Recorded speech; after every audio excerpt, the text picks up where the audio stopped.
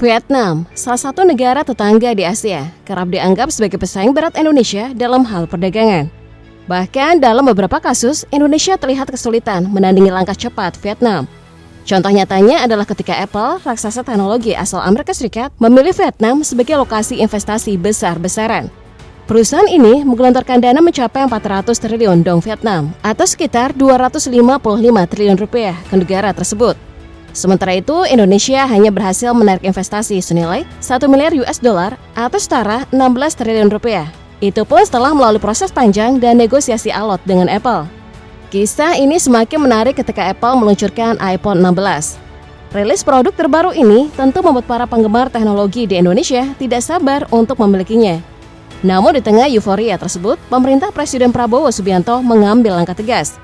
Mereka melarang penjualan iPhone 16 di Indonesia dengan alasan Apple belum memenuhi kewajiban investasinya sebesar 1,7 triliun rupiah yang merupakan syarat untuk memperoleh sertifikasi tingkat komponen dalam negeri (TKDN).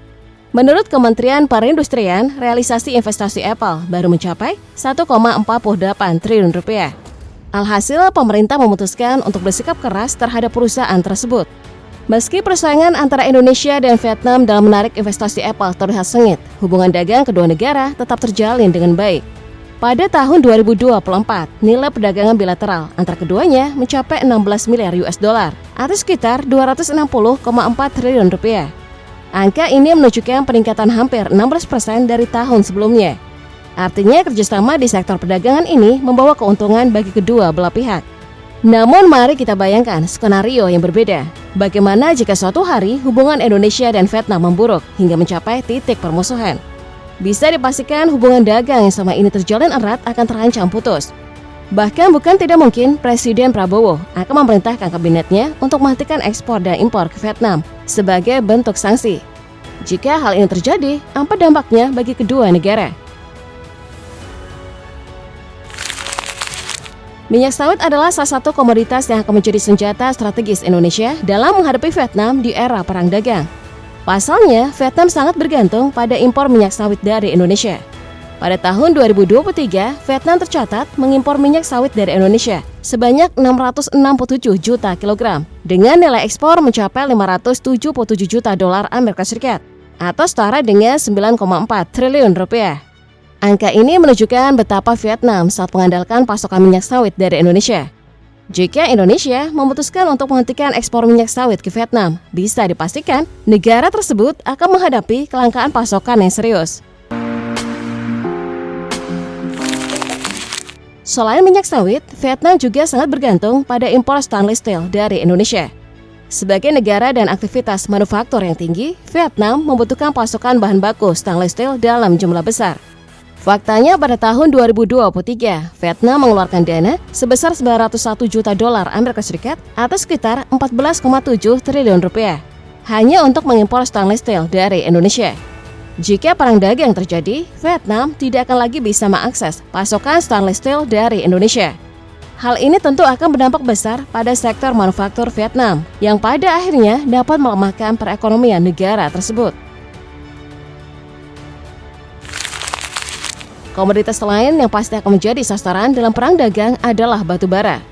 Indonesia dengan cadangan batu bara mencapai 30,22 miliar ton pada tahun 2023 menempati posisi ke-6 sebagai negara dengan cadangan batu bara terbesar di dunia. Sementara itu, Vietnam sangat bergantung pada impor batu bara untuk memenuhi kebutuhan energinya. Pada tahun 2024, volume impor batu bara termal Vietnam diprediksi mencapai 44 juta ton. Naik 31% dibandingkan tahun 2023. Angka ini jauh melampaui pertumbuhan impor batubara global yang hanya tumbuh 1% menjadi 1,01 miliar ton. Jika Indonesia menghentikan ekspor batubara ke Vietnam, negara tersebut akan kesulitan memenuhi kebutuhan energinya, yang tentu akan berdampak signifikan pada perekonomian mereka. Karena ketergantungan yang tinggi, Vietnam sangat mengandalkan pasokan batubara dari Indonesia. Pada tahun 2023, Indonesia mengekspor batu bara ke Vietnam sebanyak 20,293 juta ton dengan nilai mencapai 1,5 miliar dolar Amerika Serikat atau sekitar 24,4 triliun rupiah. Lalu apa jadinya jika Indonesia memutuskan untuk menghentikan ekspor batu bara ke Vietnam? Tentu saja, Vietnam akan menghadapi krisis energi yang serius. Hal ini akan langsung berdampak pada sektor manufaktur mereka yang sangat bergantung pada pasokan listrik. Bahkan lebih parahnya, Vietnam akan kesulitan mengekspor produk-produk manufakturnya akibat terganggunya pasokan energi. Meskipun Vietnam bisa beralih ke negara lain seperti China atau India untuk memenuhi kebutuhan batu baranya, biaya yang harus dikeluarkan akan jauh lebih besar. Jarak geografis yang dekat antara Indonesia dan Vietnam selama ini membantu memangkas biaya transportasi batu bara. Selain itu, harga batu bara dari Indonesia kemungkinan besar lebih kompetitif dibandingkan dengan yang ditawarkan oleh China atau India. Itulah mengapa Vietnam tetap bertahan menggunakan batu bara dari Indonesia hingga saat ini. Namun siapa sangka bahwa Indonesia juga memegang peran penting dalam memenuhi kebutuhan Vietnam di sektor kendaraan. Pada tahun 2023, Indonesia mengekspor kendaraan ke Vietnam sebanyak 118.942 unit dengan nilai impor mencapai 2,83 miliar dolar Amerika Serikat atau sekitar 34 triliun rupiah. Fakta ini menunjukkan bahwa produktivitas industri otomotif Indonesia cukup tinggi, sehingga mampu memenuhi permintaan ekspor ke berbagai negara, termasuk Vietnam. Meski begitu, Indonesia sebenarnya bukanlah eksportir terbesar bagi Vietnam. Komoditas yang diimpor Vietnam dari Indonesia juga bisa didapatkan dari negara lain, bahkan dalam jumlah yang jauh lebih besar. Belum lagi Vietnam telah mengembangkan industri otomotifnya sendiri. Salah satunya adalah Vingroup, perusahaan multinasional asal Vietnam yang menciptakan merek kendaraan lokal bernama VinFast. Yang menarik, VinFast tidak hanya memproduksi kendaraan berbahan bakar minyak, tetapi juga telah sukses mengembangkan kendaraan listrik. Keberhasilan ini membuat kendaraan lokal Vietnam semakin diminati, sehingga mengurangi ketergantungan pada merek luar negeri, termasuk yang disuplai oleh Indonesia. Faktor lain memperkuat tren ini adalah tingginya rasa nasionalisme masyarakat Vietnam, mirip dengan masyarakat Korea Selatan, yang membuat mereka lebih memilih produk dalam negeri daripada produk impor. Justru sebaliknya, ketergantungan Indonesia terhadap Vietnam bisa dibilang lebih krusial. Salah satu contohnya adalah impor beras, komoditas pokok yang sangat vital bagi Indonesia. Pada tahun 2023, Indonesia membutuhkan sekitar 30,62 juta ton beras.